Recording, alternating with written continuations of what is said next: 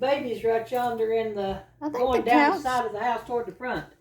the couch turned out really good. The man cave.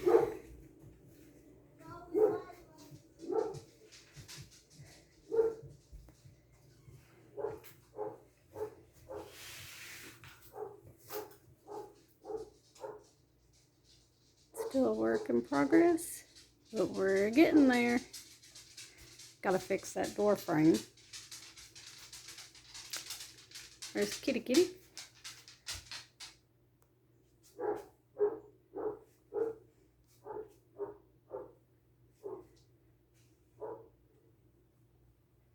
Right there is the pressure washed couch. It's pretty much dried. And you can tell a difference between it and the other couch beside it.